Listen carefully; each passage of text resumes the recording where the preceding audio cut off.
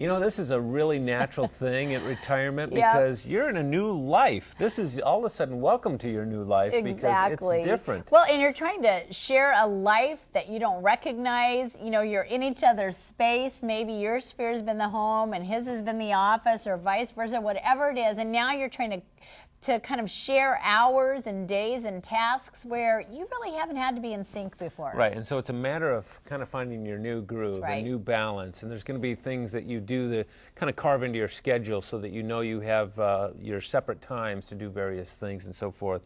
Yeah, it's kind of striking that new balance between autonomy and intimacy and finding a way to make that happen. And look, you don't even know who you are right now. You're redefining yourself, and that makes you a little bit irritable and a little less sort of balanced and happy going. Yeah, now here we aren't at your situation, and so what we really are saying is, here's a little bit of information that we know, but you know what's most important? Talk to some of your peers and some of the people that are going through the very same thing that you are. That kind of support and humor and commiserating is probably the most powerful thing. And honestly, once you make it through that transition period, what we hear from couples, those are the best years you will ever share.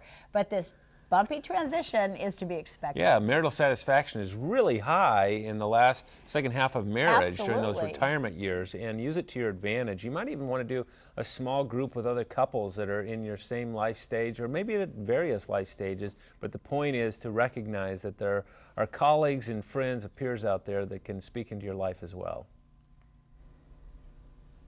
66.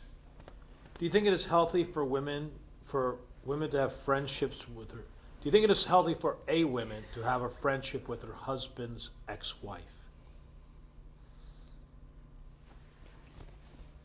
That's such an unusual thing.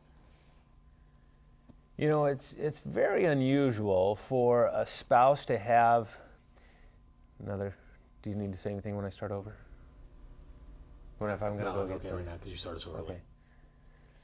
You know, it's really unusual. This question is interesting. It's not one that we get very often, but I have seen this happen before. Yeah, especially where the ex-spouse is actively co-parenting children. There might be shared custody, and it really is, you know, in the interest of the children that you guys are kind and connected so that your worlds can really make it easy for those children. Yeah, and when we wrote the book, Saving Your Second Marriage Before It Starts, we devoted a chapter to doing this very thing. And in there, we talk a lot about how do you kind of cope with and cultivate perhaps even a friendship like you're speaking of with this ex-spouse. It is unusual that someone would have the objectivity and the maturity and the closure on their past relationship. They would be able to be open and generous and available for that kind of a friendship. I think the only cautionary feelings I would have, you know, be careful the two of you don't get together and talk about the annoying habits or faults or defects of your current spouse. Sometimes it's easy to do that with the person who knows the dark side of them. Yeah, but if you can guard yourself against those kinds of things, why not develop a friendship that might be productive and very helpful and healthy?